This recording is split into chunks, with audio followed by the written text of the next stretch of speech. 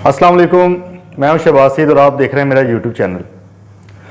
आज हमारा जो गुफ्तगू का पर्पज़ है, लास्ट जैसे मैंने वीडियो अपलोड अपनी एक की थी चार्टर्ड अकाउंटेंसी के ऊपर, उसमें जो फ्रीक्वेंटली आस्क्ड क्वेश्चंस होते हैं उसको थोड़ा सा एड्रेस करने की कोशिश की थी। और इसके अलावा भी काफ़ी लोगों की हमेशा क्वेरीज़ रहती हैं कि जी अगर उन्होंने ऑडिट फर्म स्टार्ट करनी हो, कंसल्टेंसी का काम करना हो आफ्टर क्वालिफ़िकेशन या प्री क्वालिफ़िकेशन, अगर क्वालिफाई नहीं भी हुए तो वो इस काम में आना चाहते हैं, तो किन चीज़ों को मद्देनज़र रखना चाहिए कि एक स्टार्टअप मींस जो बिल्कुल स्क्रैच से स्टार्ट हुआ है, ज़ीरो से स्टार्ट हुआ है, कोई ख़ास इन्वेस्टमेंट नहीं है उनके पास, इस सर्विस सेक्टर में आना चाहता है, तो किन किन चीज़ों को माइंड में रखना है, कौन सी मुश्किलात फेस करनी पड़ सकती हैं और उनका जो सॉल्यूशन है वो किन चीज़ों के अंदर है। तो जी मेरा अल्हम्दुलिल्लाह कोई 1 साल का एक्सपीरियंस हो चुका है ऑडिट फर्म्स का। मैं अपनी कंसल्टेंसी स्टार्ट मैंने की हुई है, तो बुरा वक्त भी था स्टार्ट में, लेकिन अल्हम्दुलिल्लाह अब काफ़ी स्टेबिलिटी की तरफ चीज़ें जा रही हैं, जिसकी वजह से काफ़ी लोगों के क्वेश्चंस आते हैं मुझे। तो मैंने सोचा है क्यों ना उसके ऊपर एक वीडियो बनाई जाए, क्योंकि शेयरिंग इज़ केयरिंग, सबके साथ आप नॉलेज को शेयर करें तो इल्म बढ़ता भी है। और हमारा तो मकसद इस चैनल का ये है कि मैक्सिमम जितनी भी हम नॉलेज प्रोवाइड कर सकते हैं लोगों को वो हम कोशिश करें।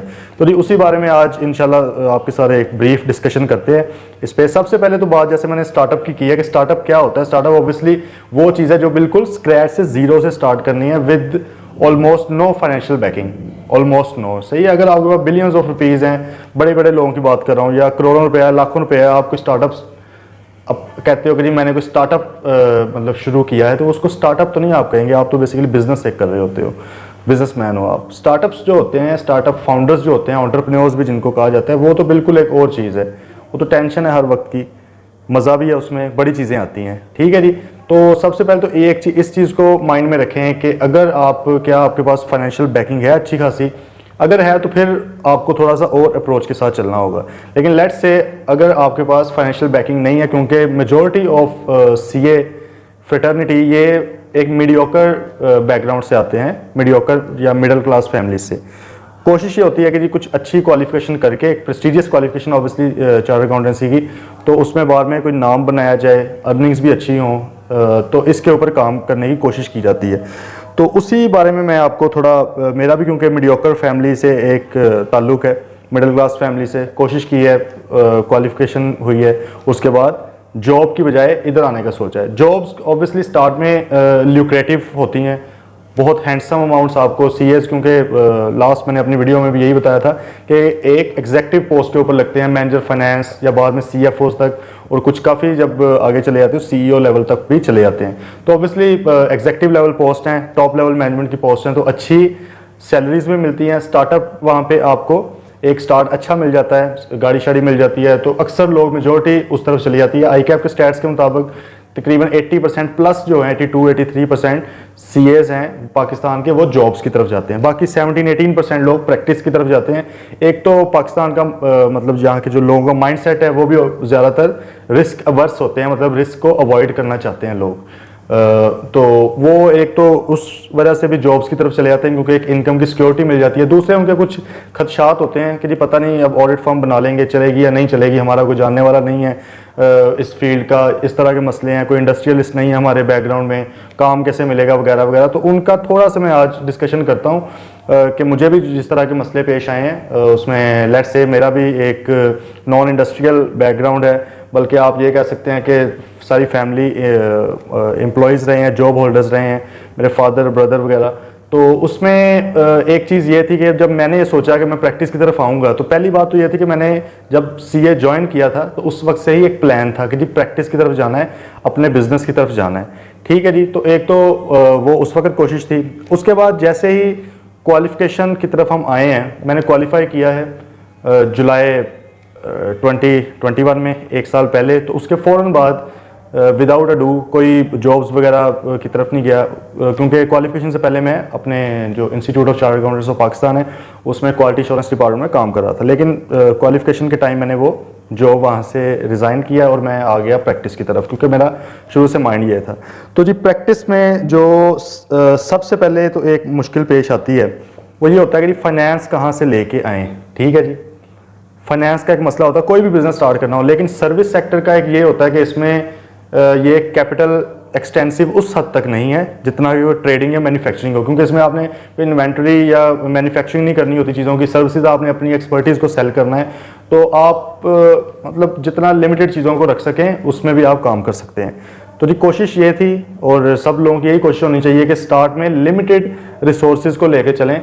आप कोई बहुत ज़्यादा शशके वाले या बड़े बड़े ऑफिस बनाने की नीड नहीं है। ट्राई करें एक लिमिटेड स्पेस, तो जितनी का आपको रिक्वायर्ड है, क्योंकि स्टार्ट में अगर आपके पास क्लाइंट्स नहीं है तो वो किसने वो विजिट करना है। आप अपने लिए तो नहीं इतना बड़ा ऑफिस बनाएंगे, तो बजाय कि आप फजूल में वहाँ पे इतना ज़्यादा पैसा इन्वेस्ट करें, आप वही पैसा अभी बचा के रखें। एक एक चीज़ की कॉस्ट को आपने एज लो एज पॉसिबल रखने की कोशिश करनी है। फॉर एग्जांपल जब मैं और मेरे पार्टनर्स थे हमारे साथ, तो हम लोगों ने जब लेट्स से वो बिज़नेस कार्ड्स बनवाने थे, तो वो भी हमने ट्राई की थी कि हमें सबसे किसी सस्ती जगह बड़ी दूर जाके हमें बनवाने पड़े, सिर्फ इसलिए कि यार इधर से भी पैसे बच जाएं। ठीक है, स्टार्ट में ऑफिस बॉयज़ की ज़रूरत थोड़ी बहुत थी, लेकिन कोशिश की कि गुजारा हो सकता है तो ना उस तरफ जाया जाए। तो कहने का पर्पज़ है कि इस तरह के काफ़ी सारे खर्चे बचाए गए। बहुत बड़े कॉरपोरेट ऑफिस बनाने के बजाय जगह कोई ऐसी तलाश की जाए जो एक्सेसिबल भी हो क्लाइंट्स के लिए और दूसरा आपके लिए भी इकोनॉमिकल भी हो, उस पर कोशिश करें। आपके जो स्टाफ है उसको कम रखने की कोशिश करें, क्योंकि स्टार्ट में ज़्यादातर सर्विसेज आपने खुद सेल करनी है। तो ये तो हो गया जी ऑपरेशनल। अब बड़ा मसला है बिजनेस डेवलपमेंट का कि काम लाया कहाँ से जाए, क्योंकि जैसे मैंने आपको बताया कि मोस्टली लोगों का यहाँ पे मीडियोकर फैमिलीज से होते हैं, तो उनका कोई नॉन इंडस्ट्रियल बैकग्राउंड होता है। तो एक बहुत बड़ा मसला ये होता है कि क्लाइंट्स कैसे लाएं, कोई बहुत बड़े बिजनेसमैन नहीं है जानने वाले वगैरह वगैरह। तो उस सूरत में ये है कि जी सबसे पहले तो अपने फ्रेंड्स के अंदर बात को फैलाएं कि जी आप चार्टर्ड अकाउंटेंट हैं, उनको समझाएं कि आप क्या कर सकते हैं।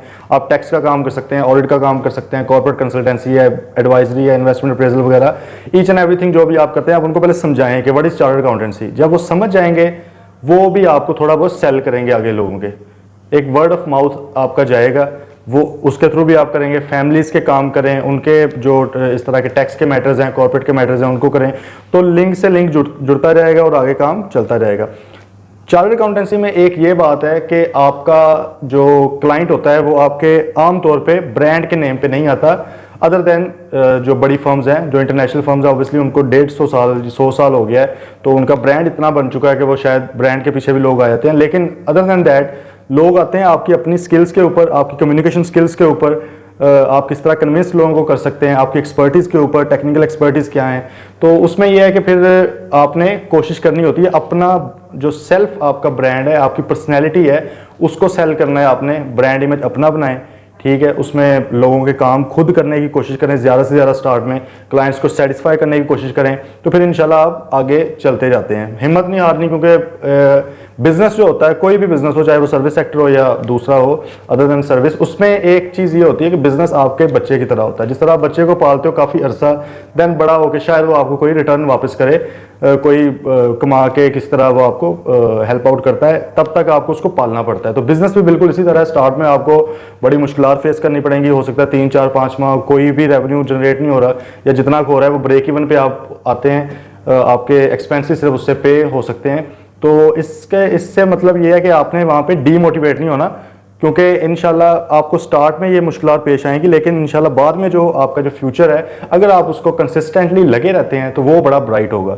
ठीक है जी, तो कोशिश एक तो ये करनी है कि रेफरेंसेस बनाएं, देन एक जो फिक्स्ड इनकम होती है, जैसे सैलरीज जॉब्स की तरफ लोग क्यों जाते हैं, क्योंकि एक फिक्स्ड इनकम सिक्योर्ड होती है। उनको पता है कि जी मंथ के बाद लेट्स से 1 लाख 1.5 लाख 2 लाख रुपया वो आना ही आना है, जिस तरह की मर्जी परफॉर्मेंस हो, अनलेस बहुत बुरी परफॉर्मेंस हो तो आपको पैसे आने होते हैं। बिजनेस में ये सिक्योरिटी नहीं होती, लेकिन हमारे जो सर्विस सेक्टर है इसमें वो सिक्योरिटी भी लाई जा सकती है। वो किस तरह, ट्राई करें रिटेनरशिप पे क्लाइंट्स लेने की, बुक कीपिंग, टैक्स वगैरह की सर्विसेज मंथली बेसिस पे आप दें। जब आप अपने क्लाइंट्स कुछ इस तरह के आपको मिल जाएंगे कि लेट्स से जो सेल्स टैक्स का काम, कॉर्पोरेट का, SECP वगैरह का, दूसरा फर्म्स का काम, वो आपसे करवाते रहेंगे और मंथली बेसिस पे आपको कोई भी अमाउंट, क्योंकि आप स्टार्टअप हैं, लेट्स से 20,000 30,000 भी दे देता है एक बंदा, आप वहाँ पे 2-3 घंटे अपना कोई रिसोर्स एलोकेट कर देते हो डेली का, या फुल टाइम भी करना है तो उस हिसाब से फिर पैसे हो जाते हैं। तो क्या होगा जी, मंथली आपको एक फिक्स्ड इनकम आने लग जाएगी, तो इंशाल्लाह वो जो आपके फिक्स्ड एक्सपेंसेस हैं वो भी मीट होने लग जाएंगे। और आहिस्ता आहिस्ता जैसे ये ग्रो करने लगेंगे, जितने ज़्यादा क्लाइंट्स बढ़ेंगे, एक क्लाइंट को सेटिस्फाई करेंगे, अगर उन्हीं का कोई जानने वाला और होगा वो उसको भी रेफर कर देगा कि जी इनसे अपना काम करवाएं।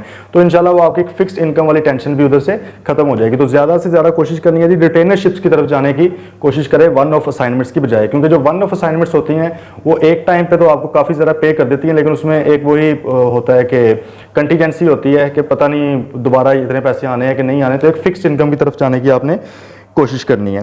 फिर जी अपने जो अगले कुछ सालों के या कोई 1-2 साल के कैश फ्लोज फोरकास्ट करें, कोशिश करें कि बिजनेस से अर्न करके इन्वेस्ट करें बिजनेस के अंदर, ठीक है, बजाय इसके कि आप कहीं से पैसे उधार पकड़ के लगाते फिरें। बिजनेस से अगर कोई पैसा आ रहा है, आप लेट से स्टार में छोटा सा ऑफिस था 1 रूम का, उसके बाद आप उसको आहिस्ता आहिस्ता बड़ा भी कर सकते हो। जैसे जैसे पैसे आते जाएंगे कोई एसी भी उसमें लग जाएंगे और बाकी चीज़ें भी होती जाएंगी, फर्नीचर भी बेहतर हो जाएगा, चेयर्स वगैरह आ जाएंगी, सारी चीज़ें आ जाएंगी, स्टाफ भी आपका काम के साथ साथ बढ़ता रहेगा। बजाय इसके कि आप पहले से ज़्यादा स्टाफ रख के बैठ जाएं जो कि नीडलेस हो, जिसकी रिक्वायरमेंट ना हो आपको, तो वो आपके ऊपर एक बर्डन बनता रहेगा। एक ऐसी कॉस्ट, एक कमिटेड कॉस्ट होगी जो कि आपको फ़ायदा नहीं दे रही, ठीक है। तो ट्राई करना है कि जैसे रेवेन्यू आएगा फिर उसको इन्वेस्ट करें। तो इंशाल्लाह इस मॉडल के तहत आपको फिर कोई ज़्यादा मसले मसाइल पेश नहीं आएंगे।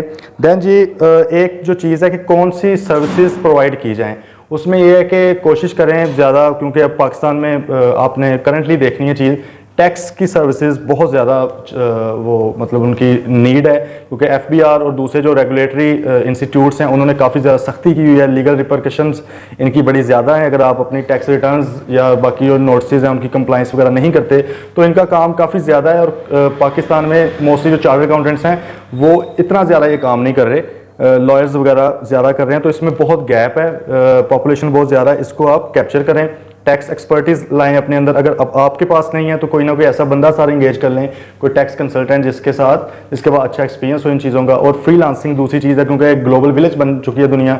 अगर स्टार्ट में आपको लोकल मार्केट से ज़्यादा इन्वेस्टमेंट या ज़्यादा रिटर्न नहीं मिल रहा, ज़्यादा क्लाइंट्स नहीं मिल रहे, तो आप फ्रीलांसिंग की तरफ भी ओवर द बॉर्डर भी जा सकते हैं। वहाँ से भी क्लाइंट्स डॉलर्स की सूरत में आप कुछ ना कुछ अर्न करके वो ऑब्वियसली एक हेल्दी इनकम आपकी अर्न हो जाएगी, ठीक है जी। ये सारी कुछ चीज़ें थी जिनको आप लेके चल सकते हैं। तो इंशाल्लाह विद इन अ ईयर और 2, मैं ये नहीं कह सकता कि अब बहुत ज़बरदस्त फर्म चल पड़ी है, लेकिन अल्हम्दुलिल्लाह एक बहुत अच्छा मतलब आप कह सकते हैं कि बेटर देन एक्सपेक्टेशंस। जो लोगों से सुना था 3-4 साल आपको खड़े होने में टाइम लगता है, तो उम्मीद है कि इंशाल्लाह उससे काफ़ी पहले बड़ा ज़बरदस्त एक हो जाएगा सिस्टम।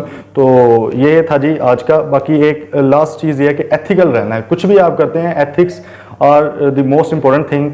चार्टर्ड अकाउंटेंट्स हैं आप लोग आप पे ट्रस्ट करते हैं, आपके एक साइन के ऊपर लोग ट्रस्ट करते हैं, उनको पता है कि किसी चार्टर्ड अकाउंटेंट ने काम किया है। तो आपने अपने एथिक्स को किसी सूरत कंप्रोमाइज़ नहीं करना, उसके ऊपर काम करें। कोई भी काम करें, टैक्स ऑडिट, कॉर्पोरेट वगैरह, एथिक्स को आप सबसे पहले रखें। अनएथिकल काम है तो इग्नोर करें।